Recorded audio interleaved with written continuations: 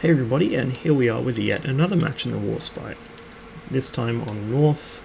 As I said in my previous video, high tier matches are pretty much North or ice fields, and that's it. Looking at the team balance, it's not too bad. Both teams have an equal amount of cruisers, battleships, destroyers, and carriers, which is actually fairly rare. The matchmaker often spits out much more interesting combinations. I spawned on the west side. Heading straight out to the west is a bad idea because it's just open water and battleships tend to gravitate towards it, so I know I'm going to get my ass kicked if I do it. At this point I'm just trying to figure out what I should do. Now I do start making a move towards the west, but then I think better of it and hook back around towards the east. You can see right away our Miyogi and the cruisers near me are all heading west, as are one battleship and the carrier.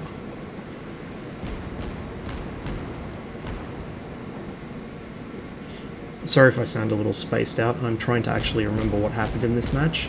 Typically with my World Tanks replays, I watch them once through, both to try and prevent it stuttering too much when I record, and also so I have some idea what actually happened in the match if it was one that I played quite a while ago. Because there's no way to speed up World of Warships replays, or at least none that I can remember at the moment, I don't do that with these. I just record on the first go. So this is the first time I've seen this match since I played it, and I'm trying to figure out exactly what it was that was going through my head at the time. Yeah, not really the most professional commentary you'll get, but oh well. So I take a quick shot there at the Pensacola. Unfortunately it doesn't connect, but at this kind of range I usually don't really expect to hit cruisers, more just scare them away. Anything I can pick up in terms of hits is a bonus. Looks like the Nagato next to me is already getting worked on by the enemy team. He's quite badly charred there. So as I cross to the east side of the map to join with the guys there, I take a couple of shots at the passing cruisers, and I do actually get a hit there, although not a very good one.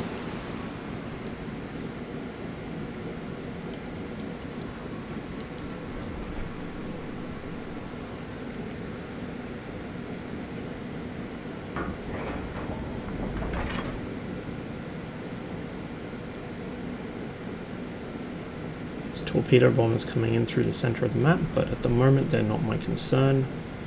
They're obviously going for the other battleship that's going east, and aside from which I have extremely good anti-air, so if they do come this way they're not going to be too much of a problem. I can dodge them fairly easily and shoot down a couple while I'm at it. Enemy Grimyoshi comes around the corner and runs headlong into our Sims. While the Grimyoshi may have the advantages in speed and to some degree maneuverability, and it also has better torpedoes than the Sims has really fast traversing guns, which make it much better in a destroyer cage fight. The US destroyers are definitely brawlers, whereas the Japanese destroyers and the lone Soviet destroyer in the game so far, the Grim as it's generally been called, have much slower traversing turrets. The Grim's trade-off is that it has the biggest guns of any destroyer in the game at 130mm. The Japanese get good torpedoes, comparatively speaking. I do take some pretty decent damage there from the enemy Mogami, but I also get a couple hits out, and unlike me Mogami can't actually repair hit points. So it's not too bad of a trade. It looks like the enemy have all cleared out of the east side of the map, and they're all either west or moving west, so I loop myself around here and decide to try and get myself into the action.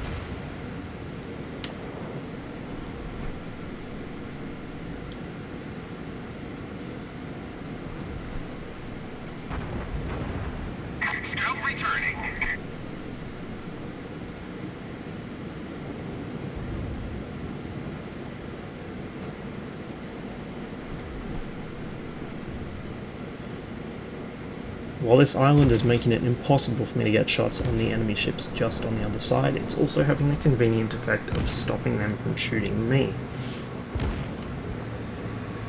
which gives me time to get my front turrets turned around and at least get my rear turrets centered.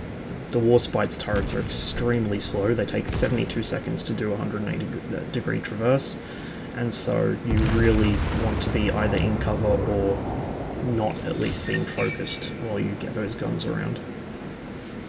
Megami's lost his engine. He's also down 2 turrets from the looks of it. 2 of his front turrets have been destroyed. Not damaged, destroyed. Probably by me. You get lit on fire there, but I'm able to put it out with my damage control team. Put out quick salvo from my front guns to try and finish the Megami, which is successful, and then put out my rear gun salvo towards the Pensacola. Unfortunately, I didn't lead them very well, and so they didn't do a whole lot of damage to him. He is, however, within range of my secondary, so I begin to swing my ship around, giving my secondaries a good arc at him, and bringing all of my guns to bear in time to put a full broadside in halves. Front half of my broadside, Citadel hits him, and the second half, Citadel hits him again.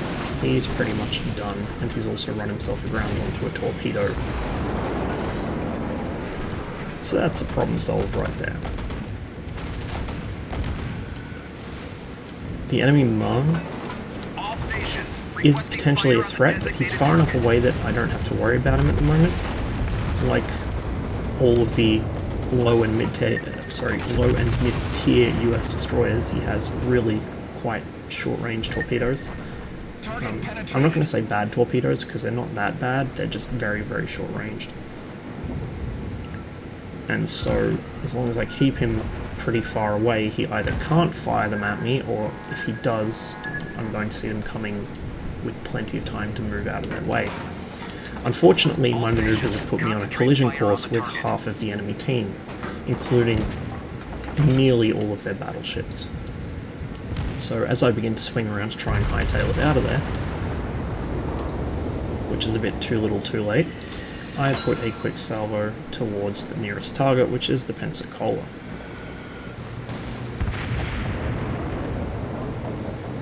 Now at this point, my desire to not get blown up by half the enemy team is stronger than my desire to get a full broadside into this guy. But I do snake around to try and get another quick shot in.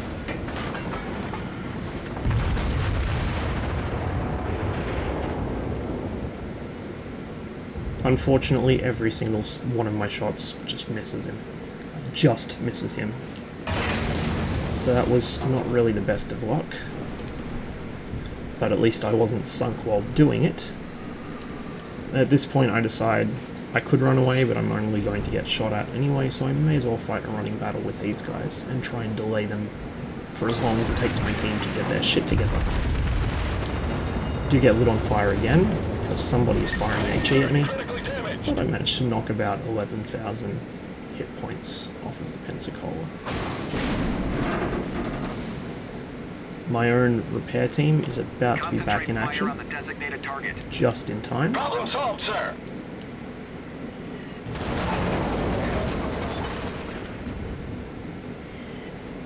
And so I hit the button right away as soon as I leave.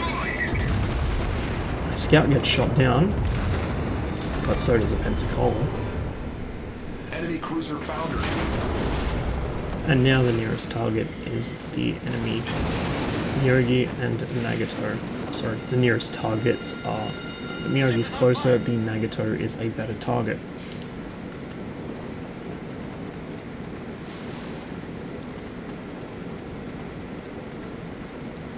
However, I'm badly on fire. My damage control team is out of action for a minute. My repair team are out of action for a minute 45 at this point.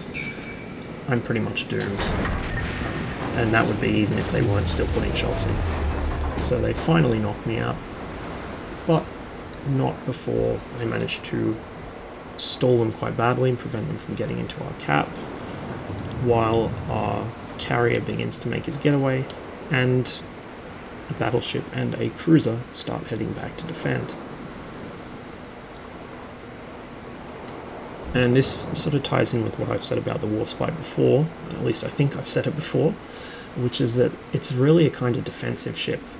It's great for desperate defensive actions because of its short-range guns, because it's quite sturdy and difficult to kill, because it's very agile, and also because it does have that slow turret traverse, which means it's not so great for charging into the middle of an enemy fleet. It's really, really good for just holding a certain area of the map down and stalling for time as long as you possibly can while your teammates get shit done elsewhere.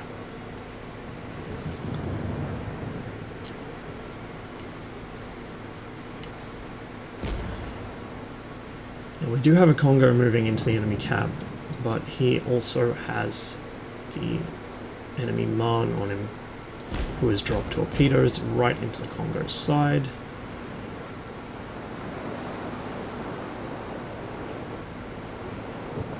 But it's too little too late, and the Congo manages to survive it. In fact, it looks like he managed to dodge all of those and kill the destroyer that dropped them.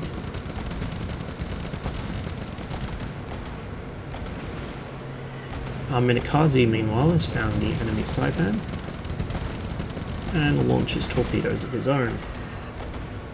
Unfortunately for him, he doesn't spot the torpedoes launched by the Saipan's bombers and floats straight into them.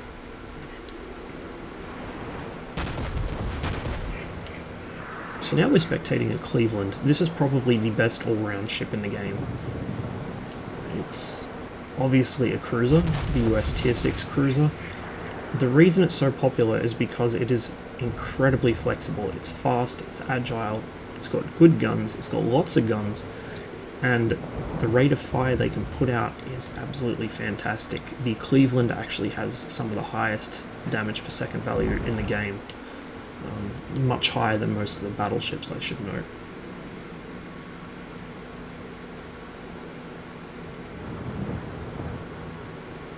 Meanwhile, in our own cap, our Nagato has managed to move himself into a position to try and defend it from the enemy, who are now down to a single battleship pushing our cap and another battleship trying to defend their own.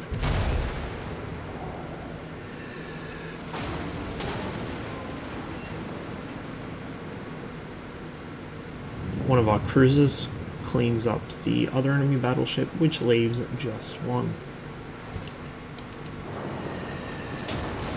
I'm just going to activate the free camera here so you're not left staring at the water on the other side of our Nagato.